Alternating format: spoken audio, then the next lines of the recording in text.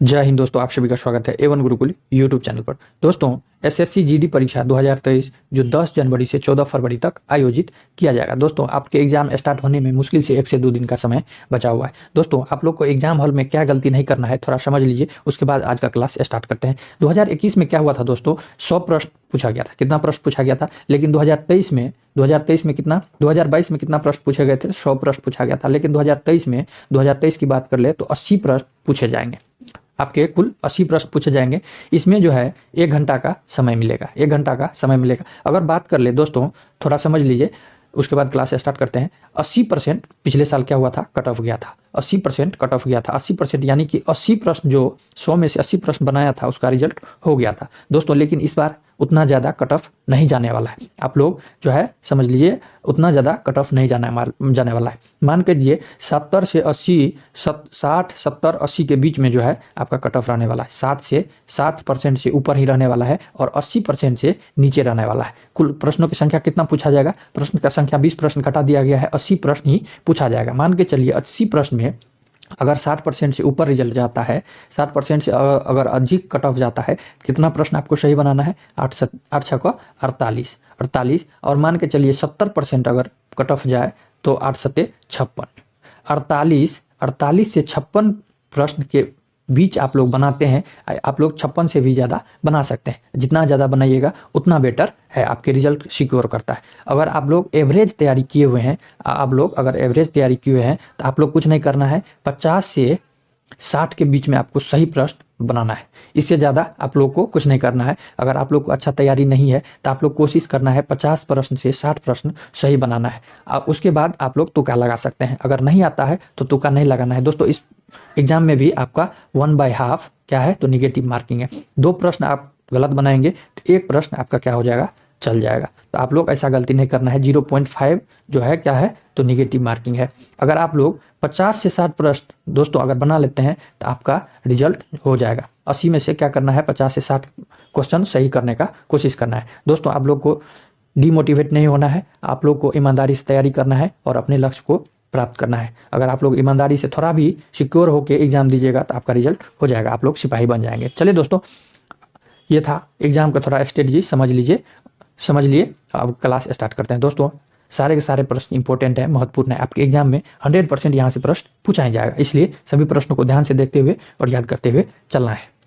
पहला प्रश्न है, किस युद्ध के बाद अशोक ने बौद्ध धर्म स्वीकार कर लिया? ऑप्शन है कलिंग का युद्ध, पेशावर का युद्ध, दक्षिण भारत का युद्ध या खानवा का युद्ध।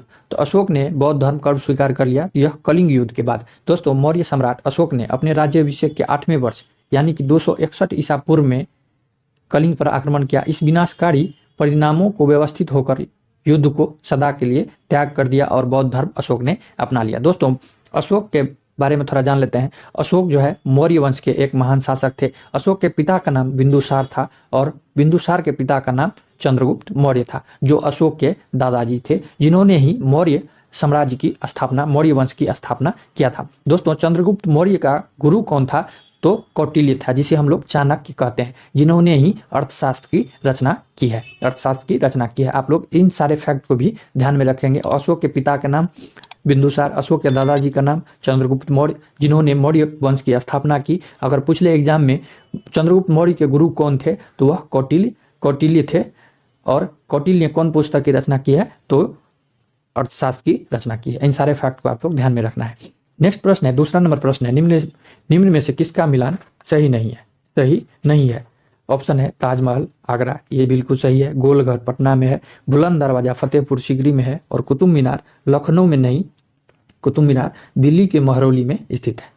कुतुब मीनार कहाँ है? दिल्ली के महरौली में स्थित है। ऑप्शन डी क्या है, तो सही नहीं है। ऑप्शन डी, कुतुब मीनार दिल्ली में है और दिल्ली महरौली में स्थित है। ऑप्शन डी इस क्वेश्चन का राइट आंसर हो जाएगा। नेक्स्ट प्रश्न है, तीसरा नंबर प्रश्न है, सूर्य मंदिर कहाँ अवस्थित है? ऑप्शन है तंजौर, खजुराहो, वापी या कोणार्क।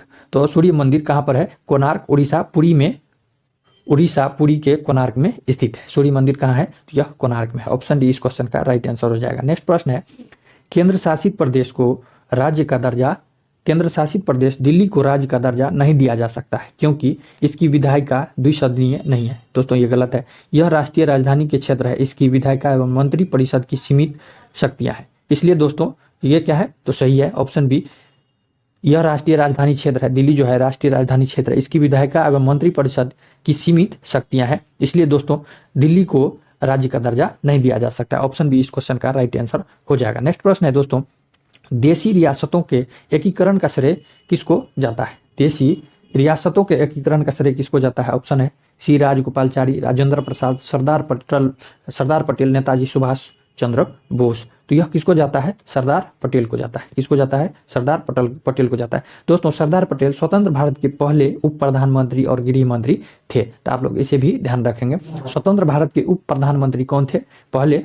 तो यह सरदार पटेल थे। ऑप्शन सी इस क्वेश्चन का राइट आंसर हो जाएगा। नेक्स्ट प्रश्न है, 6 नंबर प्रश्न है, उस सॉफ्टवेयर का नाम क्या है जो हमें वेब पृष्ठों के माध्यम से ब्राउज करने की अनुमति देता है? ऑप्शन है ब्राउजर, मेल ग्राहक, मैसेंजर या FTP ग्राहक। तो ये क्या हो जाएगा? ब्राउजर हो जाएगा। ऑप्शन ए इस क्वेश्चन का राइट आंसर हो जाएगा। नेक्स्ट प्रश्न है, 7वां नंबर प्रश्न है, भारत में जनगणना सामान्यतः कितने समय अंतराल पर की जाती है? कितने समय अंतराल पर की जाती है? ऑप्शन है 5 वर्ष, 7 वर्ष, 10 वर्ष या 20 वर्ष। तो यह कितने वर्ष पर? 10 वर्ष पर किया जाता है। 10 वर्ष पर किया जाता है। दोस्तों बात कर ले भारत में पहली बार जनगणना कब किया गया था?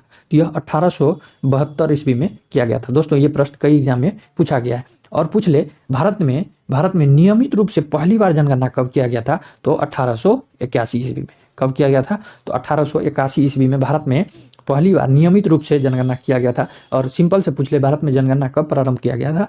तो यह 1872 ईस्वी में किया गया था। दोनों फैक्ट को आप लोग ध्यान रखेंगे। और कितने वर्ष के अंतराल पर किया जाता है? तो यह 10 वर्ष के अंतराल पर किया जाता है।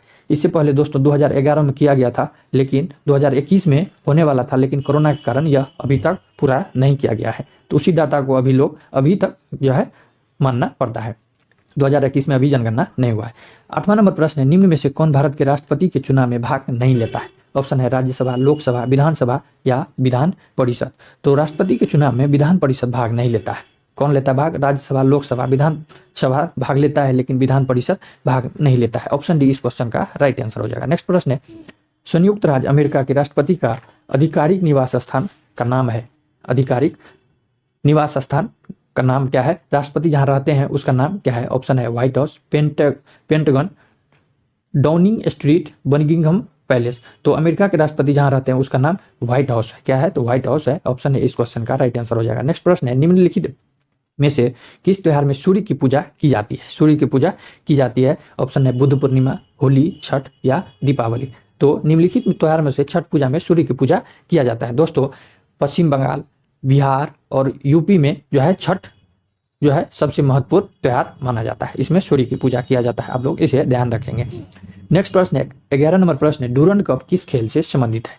हॉकी, क्रिकेट, टेनिस या फुटबॉल। तो यह क्या है? तो फुटबॉल से संबंधित है। फुटबॉल में जो है डूरंड कप दिया जाता है। दोस्तों फुटबॉल की शुरुआत कब हुआ था? तो यह 1881 ईस्वी में शुरुआत हो गया था। कब हुआ था? तो यह 1881 ईस्वी में फुटबॉल का शुरुआत किया गया था। दोस्तों इस तरह से याद रखना है कि 1881 में फुटबॉल का भी शुरुआत किया गया था और भारत में पहली बार नियमित रूप से जनगणना 1881 में ही किया गया था। तो आप लोग दोनों चीज को एक साथ ध्यान रखेंगे तो 2 क्वेश्चन आपको एक साथ याद रहेगा। तो आप लोग इस तरह से याद रखेंगे।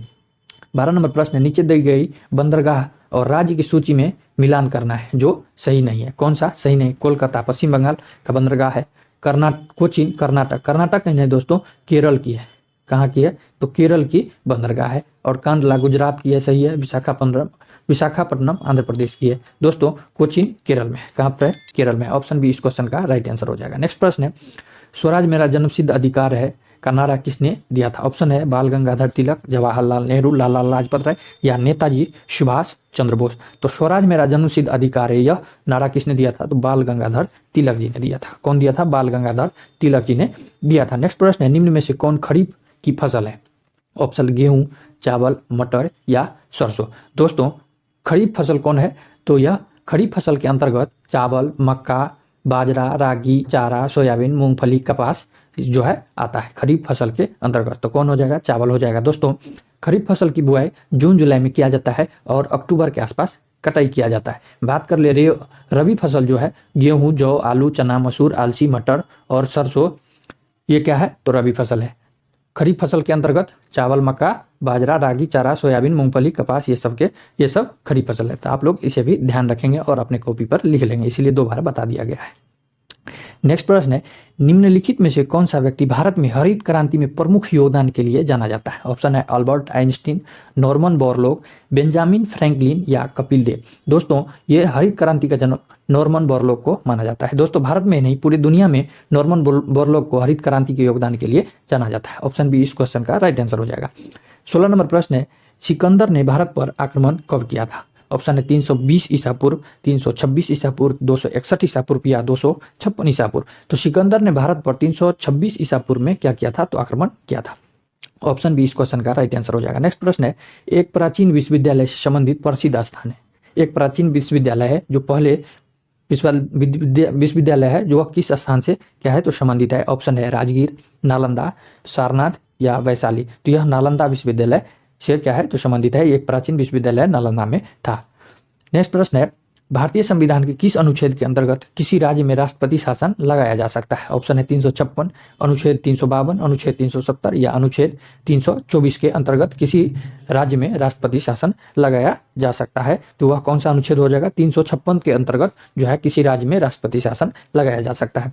बात कर ले अनुच्छेद 352, तो यह आपात की घोषणा से क्या है संबंधित है, और 324 निर्वाचन से संबंधित है, और 370 जम्मू एंड कश्मीर से संबंधित है। अनुच्छेद 356 के तहत राष्ट्रपति 356 के तहत किसी भी राज्य में राष्ट्रपति शासन लगाया जा सकता है। अनुच्छेद 352 के अंतर्गत आपातकाल की घोषणा कर सकता है, और 324 के तहत निर्वाचन से संबंधित है, और 370 जम्मू एंड कश्मीर से संबंधित है। आप लोग इसे भी ध्यान रखेंगे।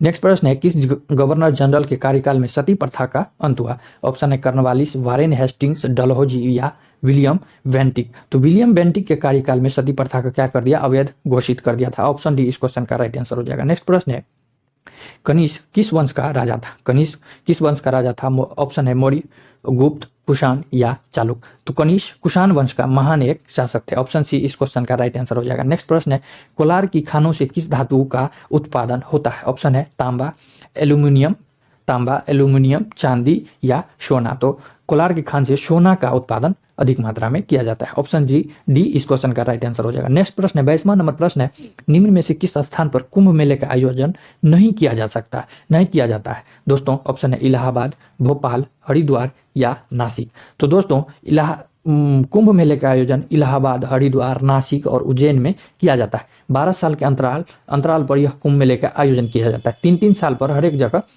कुंभ मेले का आयोजन किया जाता है। लेकिन भोपाल में दोस्तों कुंभ मेले का आयोजन नहीं किया जाता है। दोस्तों भोपाल मध्य प्रदेश की राजधानी है। क्या है? मध्य प्रदेश की राजधानी कौन सा है? तो यह भोपाल है। यहाँ पर कुंभ मेले का आयोजन नहीं किया जाता है। और कुंभ मेले का आयोजन कहाँ पर किया जाता है? इलाहाबाद, हरिद्वार, नासिक और उज्जैन में कुंभ मेले का आयोजन किया जाता है।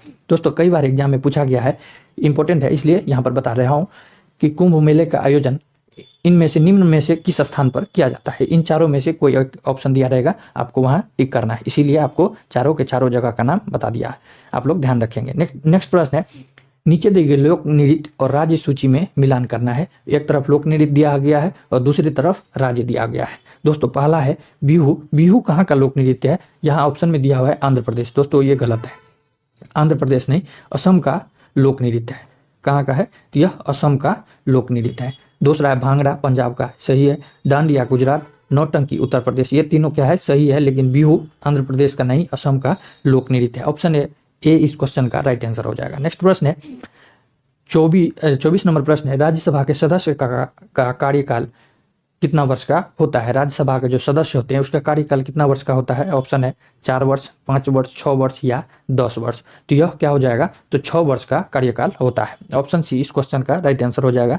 25वां नंबर प्रश्न है और आज का आखिरी प्रश्न है, इनमें से कौन सा अधिवर्ष है? दोस्तों यह वीडियो अच्छा लगा हो तो चैनल को जरूर सब्सक्राइब करना है, साथ में बेल आइकन प्रेस करना है। 25 नंबर प्रश्न है, इनमें से कौन सा अधिवर्ष है? 1986, 1906, 1980, 1998। निम्न में से पूछ रहा है दोस्तों, तो यह क्या हो जाएगा? 1980 जो है यह अधिवर्ष है। आप लोग को अधिवर्ष निकालने के लिए कुछ नहीं करना होगा। रीजनिंग में आप लोग पढ़ते होंगे, अधिवर्ष लगाने के लिए कुछ नहीं करना है आपको। जिसमें 4 से भाग लग जाए वह अधिवर्ष हो जाएगा। आपको ऑप्शन में दिया रहेगा, आपको 4 से भाग लगा देना है। अगर जो कट गया वो क्या हो जाएगा? अधिवर्ष हो जाएगा। जो नहीं कटे वो अधिवर्ष नहीं होगा। तो आप लोग इस तरह से अधिवर्ष निकाल सकते हैं। तो इस क्वेश्चन का right answer option C correct हो जाएगा। दोस्तों आप लोग को एग्जाम में ज़्यादा डिमोटिवेट नहीं होना है, अपने पर खुद पर विश्वास रखना है और अच्छे तरह से और सही ऑप्शन टिक करके आना है। आप लोग जरूर एग्जाम निकाल लीजिएगा, हमें विश्वास है आप लोग को best of luck. Thank you देखने के लिए। मिलते हैं किसी नए वीडियो में, तब तक के लिए जय हिंद जय भारत।